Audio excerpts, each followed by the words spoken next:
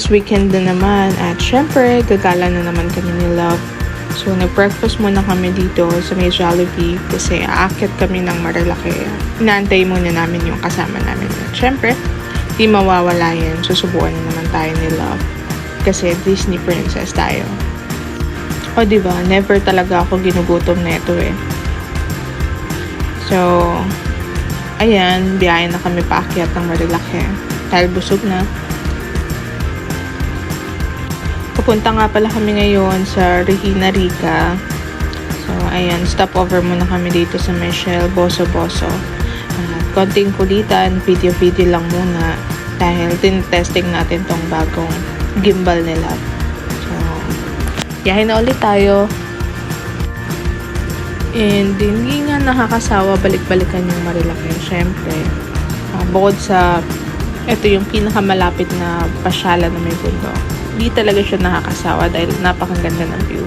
Napakaganda ng climate. So, tingnan nyo naman. Ang daming umaakit ngayon. Dahil Sunday to.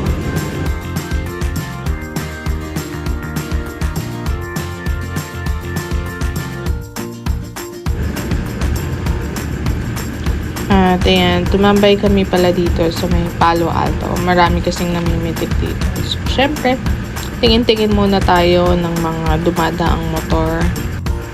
So, ayun na nga, dahil nakatambay tayo dito, magpapapicture na rin tayo at ayan, konting kulitan muna. Konting kulitan, syempre, meron ding chikahan, hindi naman mawawala yun. So, ayan. Shoutout nga pala sa mga kasama namin.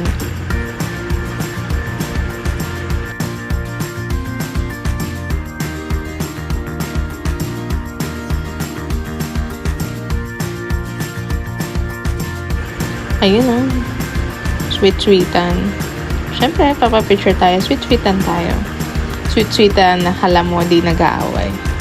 Alam mo hindi aso't pusa. So, after natin tumambay doon, ayan, diretso na tayo. Akyat na tayo ng Regina. Medyo malayo-layo pa nga from Palo Alto to Regina. So, samahan niyo muna kami sa biyahe. Biglaan lang naman yung pag-akit namin dito. Dapat ang plano namin is iba. Pero dahil may nagyayan na rin sa amin, so sumama na lang din kami. Kalad-karing din naman kami pareho.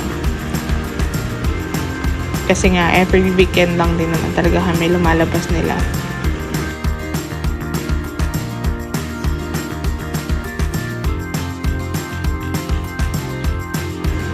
So, ayan na, papasok na tayo ng Regina.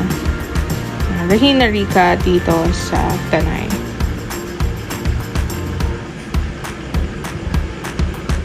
So, ayan.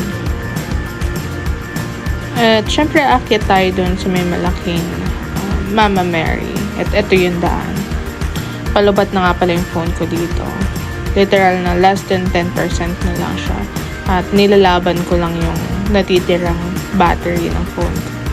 So, napakaganda rin ng view dito. Ayan, nasa taas na kami. Syempre, feeding muna. At, ayan na yung epic camera ni Love. Chichika natin sa next video kung ano nangyari dun sa camera ni Love. So, eto pala yung view from above. Ayan. Mahangin dito and hindi mainit kahit tirik yung araw. So, ayan, nakababa na pala kami ngayon and pabalik na rin kami sa parking kasi lunch time na and nagugutom na kami. So, ayun lang. See you sa aming next video at dahil lobat na yung phone ko, ito na yung last clip ko.